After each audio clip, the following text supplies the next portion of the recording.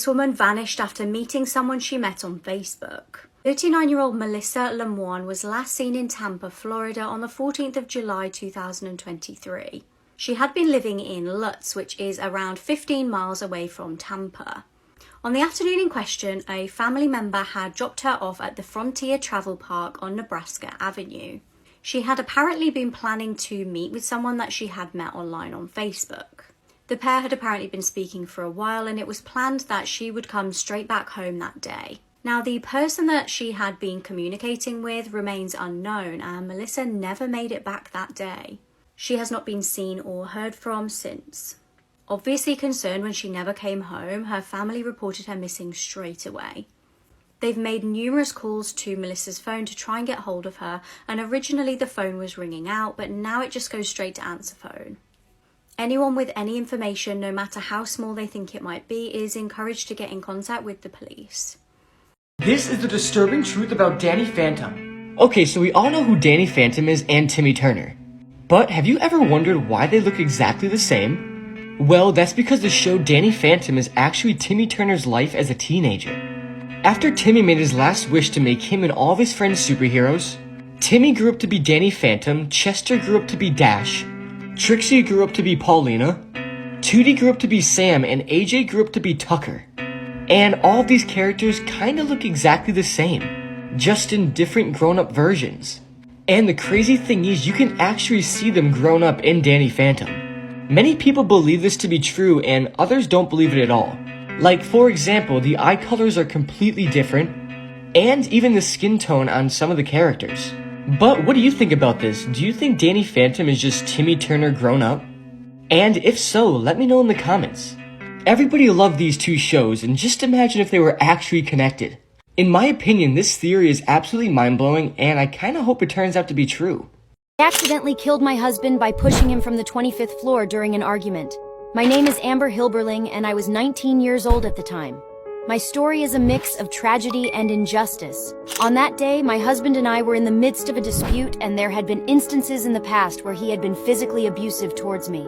At just 19 years old and 5 months pregnant, the worst happened. Throughout our 11 months of marriage, my husband Joshua, a former military personnel, made my life a living hell due to the domestic violence he subjected me to. During that fatal argument, Joshua violently grabbed me, and in a reflex of self-defense, I pushed him, causing him to fall from the 25th floor of our building through a window in our apartment that shattered upon impact. During my trial, investigators cast doubt on the jurors' minds by mentioning that nothing in the living room indicated a violent dispute had taken place. Consequently, I was sentenced to 25 years in prison with a minimum term of 21 years. I gave birth to our son while in custody. I appealed the decision, but my request was denied in 2014. The loneliness and pain of watching my child grow up far from me overwhelmed me. I was found dead in my cell, hanged at the age of 24. When marriage turns to murder, this is the horrific story of Angie and Jared. Angie was just 21 when her new husband beheaded her, just 3 months after they got married. Angie and Jared got married in October 2022 in a ceremony that friends and family weren't invited to. Friends of Angie described Jared as quite jealous and controlling, and he treated Angie like a possession. Angie recently told a friend that she wanted to have kids with Jared, but her friend advised her to get to know him more and just enjoy being a couple. There had been previous disturbances reported at their home, but nothing major. However, Angie's friends do believe she was a victim of domestic violence leading up to her death. Officers were called out to their home on January 11th. Jared was at the scene, and when officers went inside, they found the headless body of Angie. She was found laid on their bedroom floor in a pool of blood with multiple stab wounds to her back. Her head was found in the shower. Bizarrely, there is CCTV footage from the store where Angie worked that shows Jared walk in, grab a beer from the fridge, walk out without paying, drink it in the parking lot, and then drive away. This footage is thought to be just after Angie's death. Jared was arrested for Angie's murder, and he did confess to killing her. His bond is currently set at $500,000. This man cut his mum up, ate her, and also fed her to his dog. Alberto Gomez is a 30-year-old former Spanish waiter. In 2019, when he was just 26 years old, a shocking crime was exposed. Police were called to his family home in Madrid in February 2019. Alberto's mum, Maria Gomez, hadn't been seen for a while. Her concerned friend had called the police to request a welfare check on her. Police searched her property and found something absolutely horrifying.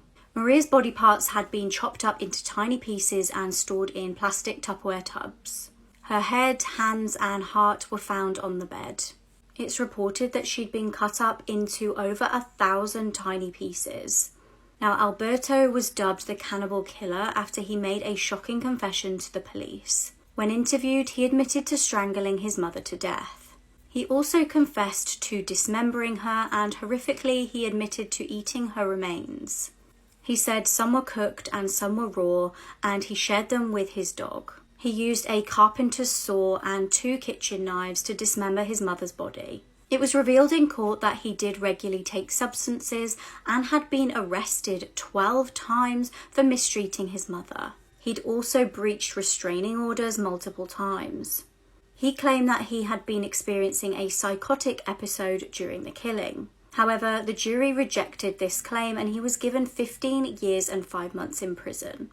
When addressing the court, he said, "I'm very repentant. I suffer anxiety from the moment I wake up. I think of my mum and I'm absolutely heartbroken." This is the elevator video, one of the worst elevator accidents caught on camera, explained. This video is about 40 seconds long and it takes place in India. It was filmed on an elevator CCTV camera. The video starts with 3 young children in the elevator going to their apartment. But before I continue, I'm going to explain the elevator design because it's extremely unsafe and dangerous. The elevator has a gate that you have to pull open when you get to your floor. And once the metal gate opens, you have to open the door to your floor. So entering and exiting the elevator is a manual process. The doors don't open automatically. But let's continue. 2 of the children safely get off the elevator, but the last child, as he's exiting the elevator, he decides to close the metal gate, but when he does this, the door to his floor also closes. So he's trapped between both doors. Some people think the door was closed by his siblings as a prank, which unintentionally trapped the young boy. The boy remained stuck for a couple of seconds, and then the elevator began to move. The boy instinctively tries to grab something to hold, but as the elevator begins changing floors, the boy's body starts to twist and bend in unimaginable ways and is completely crushed by the elevator. And that is where the video ends. It's an extremely horrible video and emotionally it hits pretty deep. This child was only 5 years old when this happened and I can't imagine the pain and sadness his family felt. It's just so heartbreaking, but just imagine his siblings actually played a prank on him. Can you imagine the guilt they will be feeling for the rest of their lives? Please don't go searching for this video because it's extremely disturbing and just sad. Hopefully me explaining it lures your curiosity away and you don't go looking for it, because in all honesty, this video will definitely stick with you. The police received this disturbing phone call. They found a horrific scene. Lily James was a 21-year-old student and water polo coach from New South Wales. She went to Andrews Cathedral School and was a vibrant and outgoing girl. One of her friends described her as the nicest, kindest girl. She started dating fellow sports coach Paul Thiessen. She was dating him for around 5 weeks before her tragic death. Paul was 24 and was a former student of the same school. Lily had decided that she didn't wish to continue dating Paul and asked to just be friends. However, alarm bells would ring for her family when she didn't return home on the 25th of October 2023. That evening, police received a very disturbing call. It was almost midnight and Paul had phoned police to report a body at the school. He apparently informed them that it needed to be investigated. Police rushed to the scene and found Lily's body in the school toilets. They deemed her death to be homicide and she'd been beaten with a hammer so badly she was unrecognisable. The next day they identified her body officially and they would begin the process of searching for evidence. CCTV captured Lily walking into the bathroom of the school that night at 7 p.m. Paul followed her into the bathroom and she was never seen alive again. Paul left the bathroom and it was discovered that he used Lily's phone to text her dad asking for a lift. Paul then drove away, dumping a backpack and the murder weapon. Chillingly, it would later be determined that Paul had actually been to a shop to buy a hammer the day of the murder, showing premeditation. After placing the disturbing 911 call, Paul vanished. A day later, a huge search began of the local area. On the 27th of October, another body was found. This time it was Paul. He'd taken his own life after taking Lily's. A group of tradesmen had spotted his body from a distance and he was identified through fingerprints. Lily's family have set up a GoFundMe in her memory. There's a special place in hell for people like this man. No amount of jail time could ever be enough for killing your own child. But James Dearman, 31, received a 20-year sentence in Florida for doing just that. James regularly dished out punishments to his two children when they didn't behave the way that he wanted them to. But on Christmas Eve 2015, these punishments took a sinister turn for 6-year-old Jimmy. Jimmy and his 7-year-old sibling had been told to go to bed so that their dad and his girlfriend could play video games. But when the couple heard the children playing in their room instead of sleeping, they decided that they needed to be punished. They brought the children back into the living area and told them to stand with their noses against the wall. But being a 6-year-old child, Jimmy couldn't resist turning his head to look at the TV screen and see what his dad was playing. He was spotted by James, and the punishment was ramped up. Jimmy was thrown onto the sofa and forced to lie on his side with his chest and face pushed into the cushions. Ashley then sat on his legs while his dad James sat on his back and shoulders. According to Jimmy's sibling, he was screaming and shouting and telling his dad that he couldn't breathe, and after a few minutes he became silent and motionless. The couple then went outside to smoke and returned around 10 minutes later to find Jimmy completely unresponsive with blue lips. They dialed 911 and when paramedics arrived, they found James performing CPR, but it was too late. James told police that he hadn't intended on killing Jimmy and that he just wanted to punish him. And according to Ashley, this form of punishment was dished out quite a lot and referred to the couple as squishing. Only this time it had gone too far and resulted in Jimmy's death. James was charged with manslaughter in 2016 and in October of that year, he was sentenced to 20 years in prison. These are videos humans were never meant to see. The video that I'm about to show you is extremely disturbing. This is Kevin Cosgrove's phone call from the 105th floor of the World Trade Center 2. He was trapped on his floor after the World Trade Center got hit by an airplane. You can hear him getting more and more annoyed and frustrated with the dispatcher throughout these few minutes, and it unfortunately ends abruptly when the tower begins to collapse. You hear his last moments of life as he says he's too young to die. This really puts into perspective how scary and terrible 9/11 was. May all the victims rest in peace, and here's the audio clip. Back down so you can conserve your oxygen, okay? Try to put God to blow you in from the list.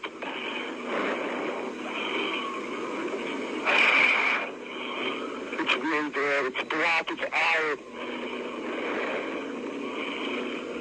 Does anybody else want to try it in here? We're young men. We're not ready to die. I'm kidding.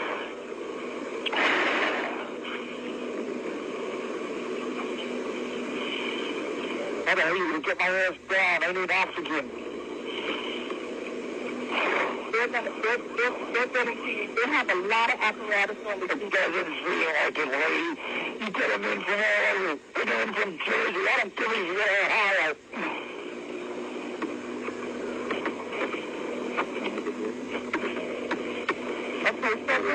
Okay, mine's high school. I must have called about a dozen times already. COSGROVE. Yeah, my wife thinks I'm all right. I called her and said I was leaving the building. I was fine, and bang. Well, I want to go down here. Yeah. Cherry. Red Cherry. Is that right? Yeah. Red Cherry's next to me. 105. Whose office? John Ashfield's office. That's where you go. That's the office. We're in John Ashfield's office. OST. ARU. ARU. Right. That's the office we're in. There's three of us in here. OST. ARU. Hello? Hello? We're looking at the financial center. Three of us, two broken windows.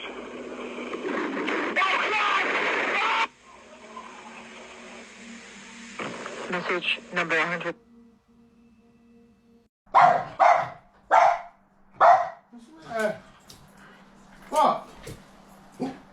there, mate?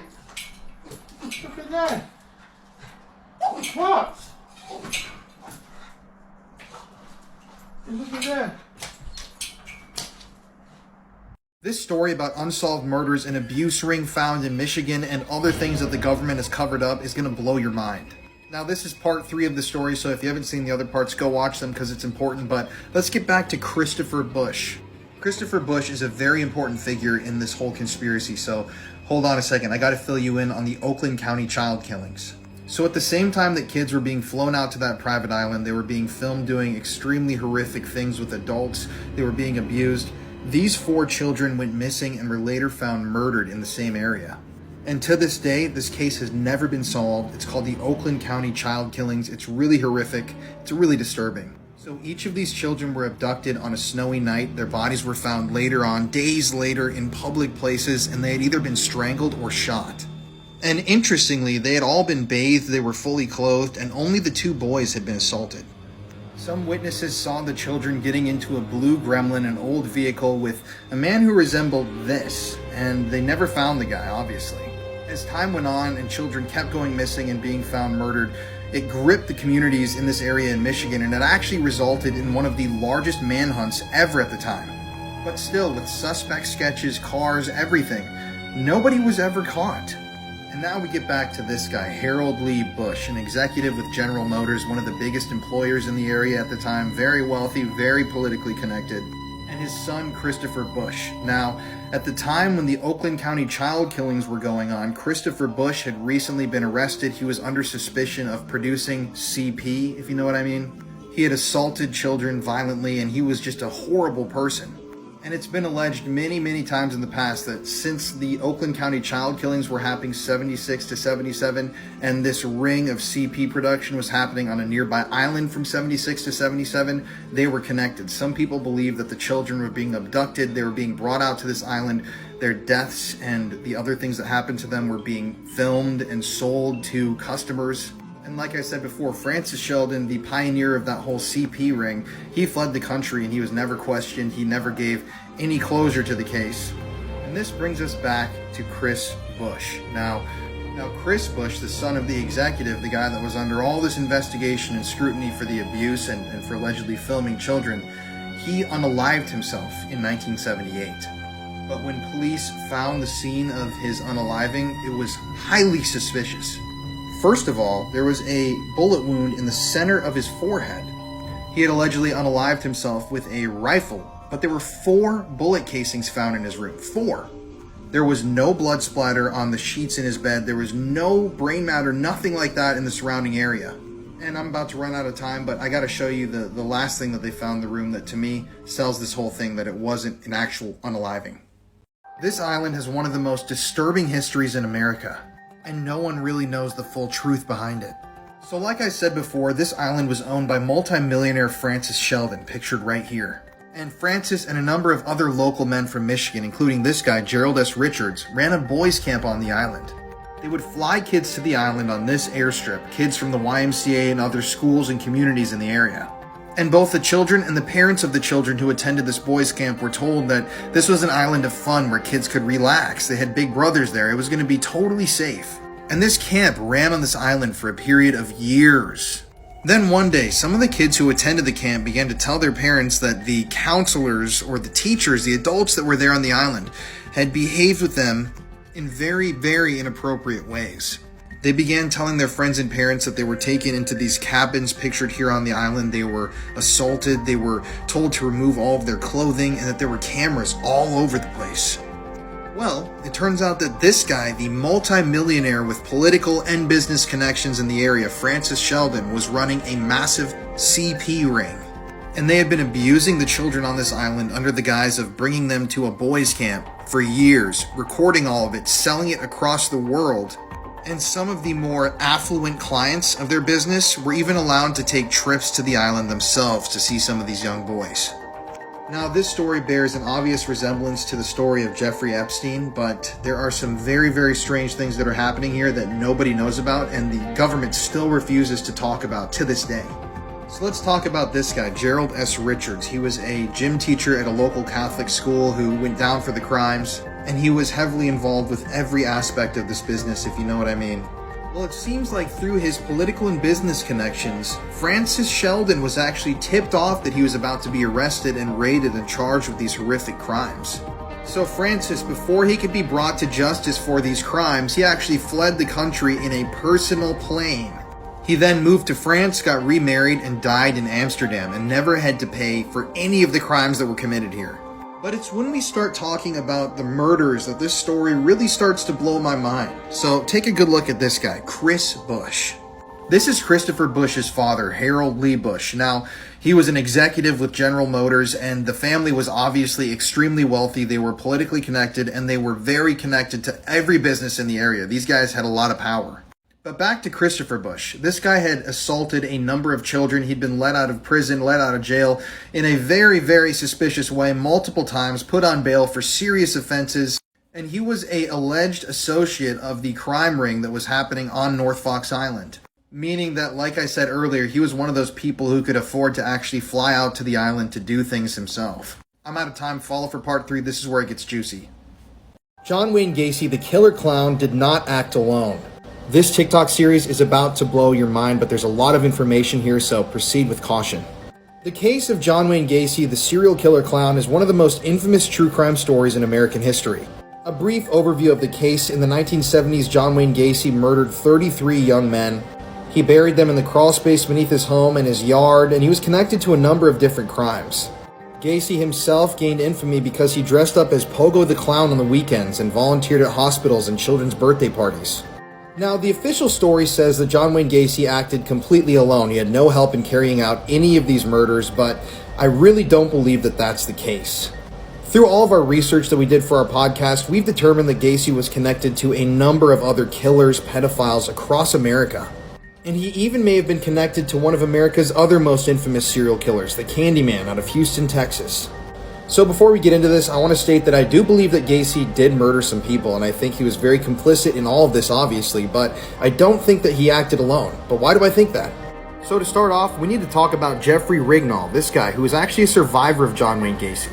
After a night of abuse and essay at the hands of John Wayne Gacy, Jeffrey Rignall was allowed to go free.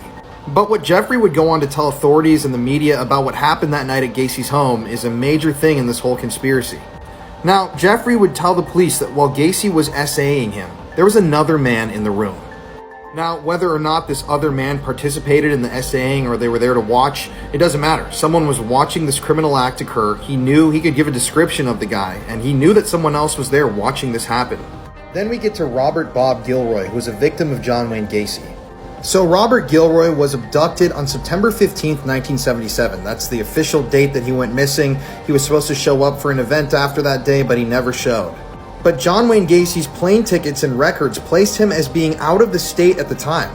His plane tickets from the time show that Gacy left Illinois on September 12th, and he didn't return until September 16th, the day after Robert Gilroy went missing. Already, these two facts point to a larger conspiracy at hand. There may have been people helping procure victims for Gacy, and he may have been even paying for these victims. And that's when we get to Philip Paskey and John David Norman, two of the most horrific people I've ever read about, and this is where the connections with the case start to get really shocking. And we've talked about John David Norman here on my TikTok before. This guy was connected with the higher-ups in the government. This guy had lots of political power, and he was a known pedophile. Remember, in earlier TikToks, I even told you about how John David Norman was arrested multiple times. He had Rolodexes full of index cards of the people who he was supplying these young men to. And both times, the police departments lost the Rolodexes and lost all the names of the abusers. But how did they connect to Gacy? Well, in part 2, we're going to talk about it.